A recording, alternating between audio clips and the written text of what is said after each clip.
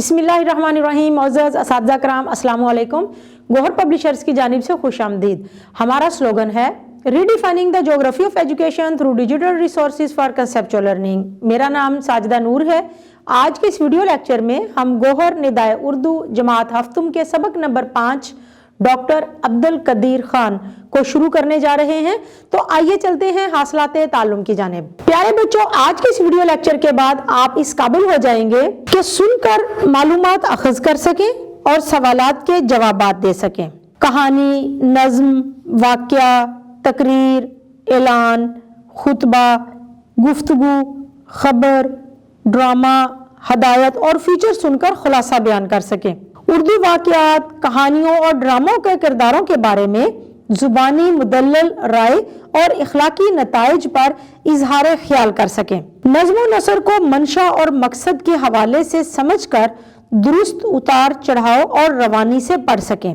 अखबारात, जरायद या कुतुब से इमला को सेहत और रफ्तार के साथ लिख सकें। तो प्यारे बच्चों, आज का सबक डॉक्टर अब्दुल कदीर खान, जिन्हें हम मोहसिन पाकिस्तान भी कहते हैं, शुरू करने से पहले मैं आपसे 2 सवालात पूछना चाहूंगी।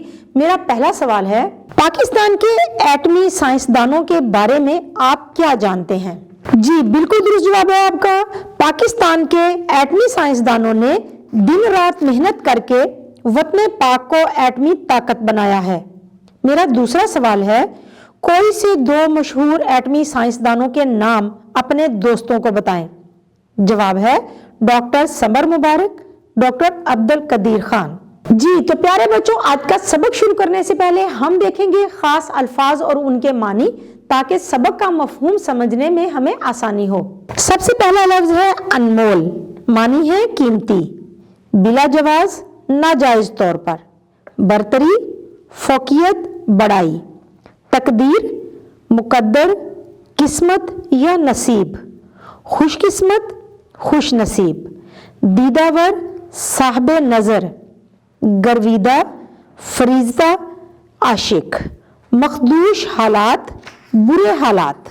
तो प्यारे बच्चों, आइए आप सबक की बुलंदखानी करते हैं। आज हम सफ़ा नंबर 36 पर पढ़ेंगे। हजारों साल नरगिस अपनी बेनूरी पर रोती है, बड़ी मुश्किल से होता है चमन में दीदावर पैदा। प्यारे बच्चों, दुनिया के खुशकिस्मत अकवाम में कभी कभी ऐसे लोग पैदा होते हैं जो अपनी मेहनत, लियाकत और जहानत से पूरी कौम की तकदीर बदल देते हैं। अल्लामा इकबाल रहमतुल्लाह अलैह ने ऐसे ही लोगों के लिए ये शेर कहा है कि जैसे नरगिस के पौधे पर बड़ी मुद्दत के बाद फूल खिलता है, इसी तरह किसी कौम में भी बड़ी मुद्दत के बाद, बड़े लंबे अरसे के बाद कोई ऐसा इंसान जन्म लेता है जो कौम की तकदीर बदल कर रख दे। पाकिस्तानी कौम में भी एक ऐसा ही अनमोल यानी कीमती इंसान पैदा हुआ, जिसे पूरी कौम इस्लामी हीरो और मोहसिन पाकिस्तान के अलकाब से याद करती है।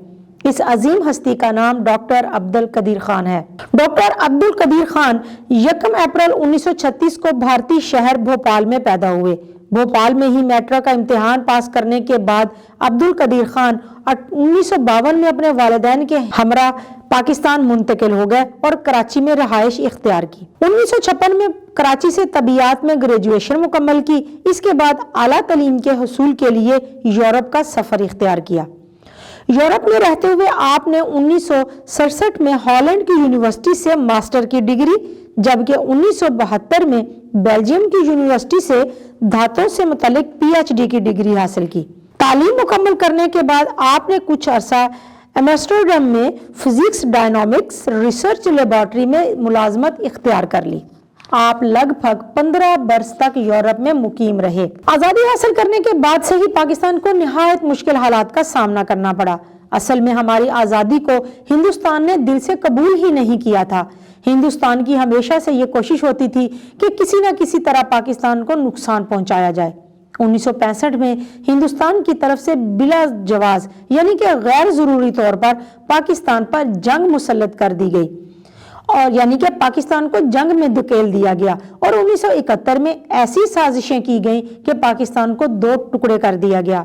इसके कुछ ही अरसे के बाद हिंदुस्तान ने एटमी धमाके किए और इस तरह एटमी ताकत होने का ऐलान कर दिया। हिंदुस्तान की एटमी धमाकों ने पाकिस्तान के लिए नहायत मखदूश सूरत हाल यानी कि خطرناک صورتحال پیدا کر دی تھی۔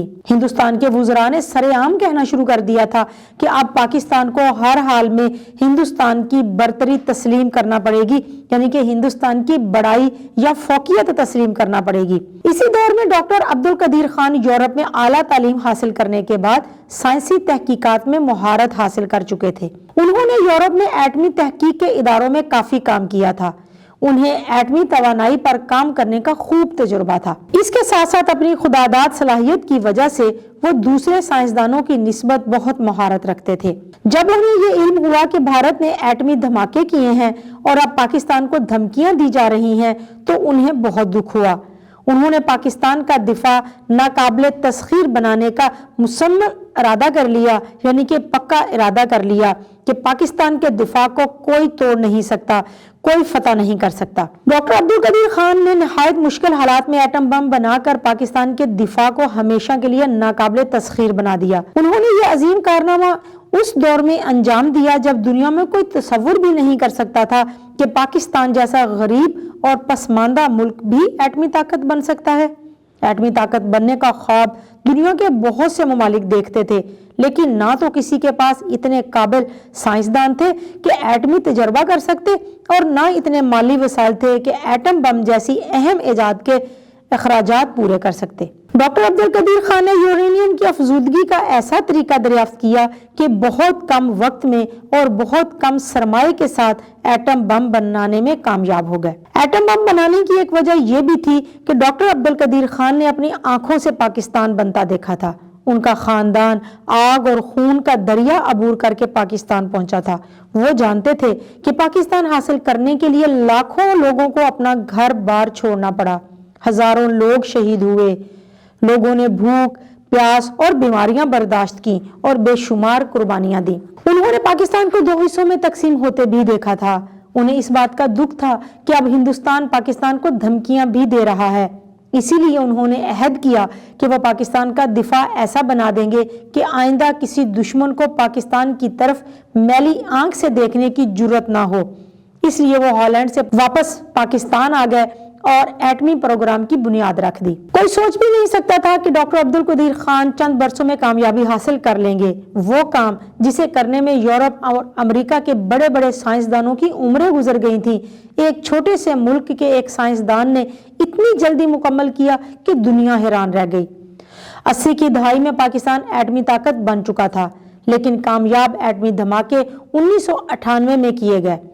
اس طرح پاکستان کو باقاعدہ ایٹمی طاقت تسلیم کر لیا گیا۔ ڈاکٹر عبدالقدیر خان نے صرف ایٹم بم ہی نہیں بنایا بلکہ دنیا کی بہترین میزائل ٹیکنالوجی میں بھی کمال حاصل کیا تاکہ ایٹم بم کو اس کے ہدف تک پہنچایا جا سکے۔ اللہ تعالیٰ کا شکر ہے کہ آج پاکستان کا دفاع ناقابل تسخیر بن چکا ہے۔ پیارے بچوں، ڈاکٹر عبدالقدیر خان اپنی ذاتی زندگی میں ایک بہت ہی سادہ اور عاجز انسان تھے۔ وہ سادہ لباس پہنتے تھے اور ہمیشہ سادہ غذا کھاتے تھے۔ انہیں اپنے وطن سے بے حد پیار تھا اور وہ اکثر اپنی محبت کا اظہار کرتے رہتے تھے۔ اللہ تعالیٰ نے انہیں جتنا بلند مرتبہ دیا تھا وہ اتنے ہی عاجز اور درویش انسان تھے۔ ان کی شخصیت میں ایک دلکشی اور جاذبیت تھی۔ جو بھی ان سے ملتا تھا ان کے اخلاق کا گرویدہ ہو جاتا تھا، عاشق ہو جاتا تھا۔ انہوں نے اپنی شہرت اور حیثیت کو ہمیشہ اچھے مقاصد کے لیے استعمال کیا اور خدمت خلق کے بے شمار کام کیے۔ ان کے نام پر بننے والے تعلیمی ادارے اور ہسپتال آج بھی وطن عزیز میں موجود ہیں۔ پیارے بچوں، ڈاکٹر عبدالقدیر خان جیسے لوگ ہی قوم کی پہچان ہوتے ہیں۔ یہ وہ ہستیاں ہوتی ہیں جن پر پوری قوم فخر کرتی ہے۔ ڈاکٹر صاحب نے اپنی پوری زندگی اپنی قوم کے لیے وقف کر دی۔ اگر وہ چاہتے تو اپنے علم اور اپنی قابلیت کی وجہ سے یورپ میں عیش و عشرت کی زندگی گزارتے، لیکن انہوں نے ایسا نہیں کیا، بلکہ اپنے لوگوں کے درمیان رہ کر اپنے ملک اور قوم کی خدمت کی۔ انہوں نے 10 اکتوبر 2021 میں انتقال کیا۔